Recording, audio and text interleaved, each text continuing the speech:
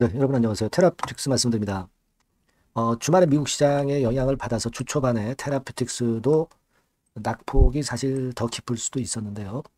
일단 1.9% 하락으로만 마무리를 시켰습니다. 우리가 잘 아시다시피 그 1월 14일에는 무상증자 관련해서 이제 권리락이 발생을 합니다. 자, 이 권리락 전후에서 주가 행보 어떻게 될까요? 네, 전체 시장 그리고 관련해서 테라가 어떤 움직임을 보이겠습니까? 이 부분 우리가 심층적으로 수급 패턴과 함께 알아보도록 하겠습니다. 자, 그리고 영상의 후반부에는 매집주 말씀을 드리니까 이것도 꼭 매매 잘하셔서 대박 내시기 바랍니다. 자, 테라 말씀을 드릴게요. 구독, 좋아요, 알림 설정 대단히 감사합니다. 앞으로도 많은 여러분들의 성원 부탁드리겠습니다. 테라피틱스가 물론 시장이 좋지는 않았습니다. 그리고 이제 HLB 관련주들의 흐름 자체도 낙폭이 더 큰 종목들도 많았죠. 하지만 테라피틱스는 자, 이 정도의 조정이라 하면은 그 조정 패턴이 상당히 얕고 흐름 자체가 쉽게 꺾이지 않음을 나타내주고 있습니다. 아무래도 이제 무상증자를 받기 위해서는 1월 13일까지 보유를 했어야 되는 것이고, 그리고 그 기대감이 있기 때문에 역시 매수세도 만만치 않아서 큰 조정이 나오질 않고 있는 그런 모습이라고 봐야겠죠. 그런 상황입니다. 사실 우리가 이 주식 무상증자인데 사실은 이제 배당 성격의 지금은 이제 무상증자라고 봐야 돼요. 그죠? 주식 배당을 주는 듯한 그런 효과의 무상증자입니다. 이 주식 배당도 사실 여러분들 잘 아시다시피 권리락이 되기도 하지만 이 주식 배당 같은 경우는 권리락으로 내렸던 부분은 바로 회복을 하는 그런 속성이 있죠.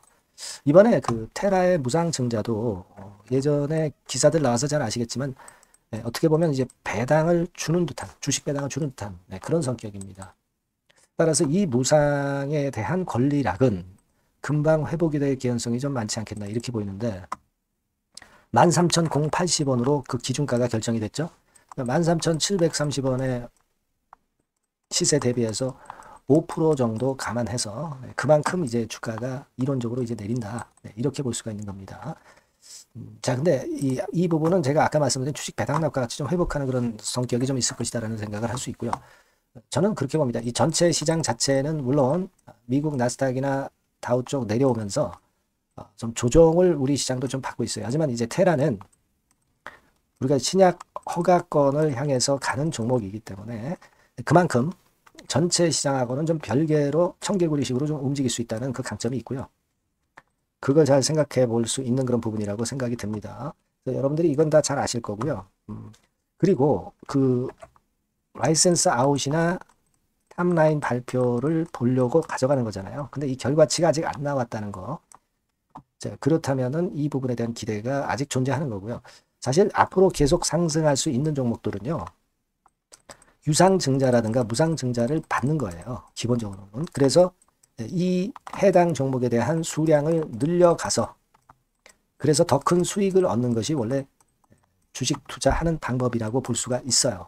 근데 우리가 증자하면은 하락장에 익숙해 버린 분들은 이제 증자하면은 항상 마이너스 효과로 생각하고 계시는데 꼭 그렇지는 않습니다. 유상증자를 하더라도 계속 올라갈 수 있고 성장 가능성이 있는 종목들은 유상증자를 오히려 꾸준히 계속 받아가는 게 오히려 나중에 더 큰 수익을 낼 수가 있어요.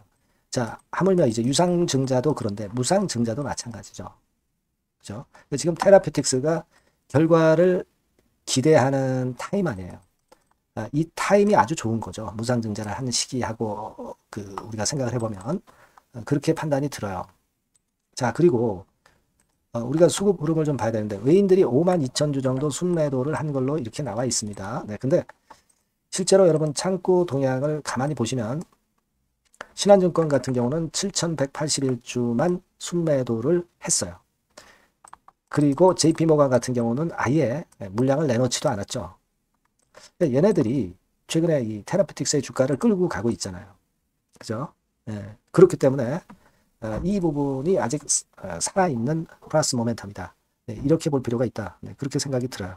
그래서 지금은 이런 부분들을 꼭 감안하셔야 되겠고요.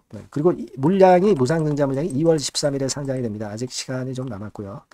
이날 상장되는 건에 대한 부담 크게 가질 필요가 없이 주식 배당처럼 이 권리락 부분은 해소를 금방 할 수 있다라는 생각이 더 좋지 않겠나 이런 생각을 하고, 가장 중요한 거는 우리가 탑라인하고 라이센스 아웃에 대한 기대를 아직 가져가는 점이죠.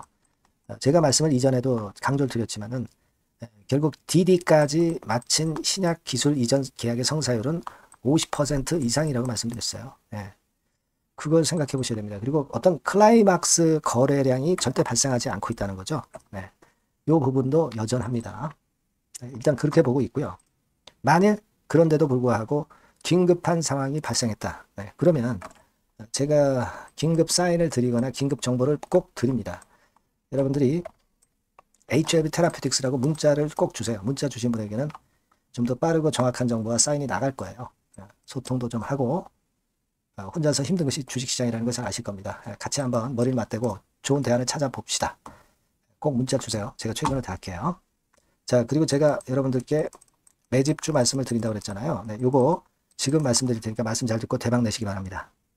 네, 말씀드릴 종목은 바로 매집주에 대한 거예요, 여러분. 매집주라고 한다면은 모아가는 거죠. 네, 결국 이제 한 번에 사지 않고 나눠서 분할해서 매수를 해서 결정적인 기회 때 튀면 그때 대박을 먹는 종목이 바로 매집주예요. 그래서 오늘 제가 소개를 드릴 종목은 바로 이 매집주입니다. 네, 매집주기 때문에 여러분들이 투자 기간은 뭐 단타로 하는 것이 절대 아니고요. 한 1 내지 3개월 정도 보시는 게 좋아요. 네, 이게 빠르면 뭐 물론 1개월 정도에 터질 수도 있고, 늦으면 뭐 3개월 이렇게 보시면 되겠고, 초창기에 이제 모아가는 겁니다. 네, 그런 매집주로 이제 말씀을 드리는데, 주가 자체는 한 2만 원에서 4만 원 선 정도의 적절한 가격선에 있습니다. 저가주가 뭐 매력은 있지만 여러분 리스크가 상당히 크다는 거 아실 거예요. 네, 이 정도 종목이 딱 좋습니다. 우량 중형주 정도의 자본금을 가진 그런 회사다. 이렇게 보시면 되고요. 지총은 3천억에서 한 6천억 정도 수준, 적절하죠. 그리고 자본총계, 역시 자본총계는 뭐예요? 자산에서 부채를 뺀 게 자본총계죠. 즉 그 회사의 재산을 얘기하는 겁니다.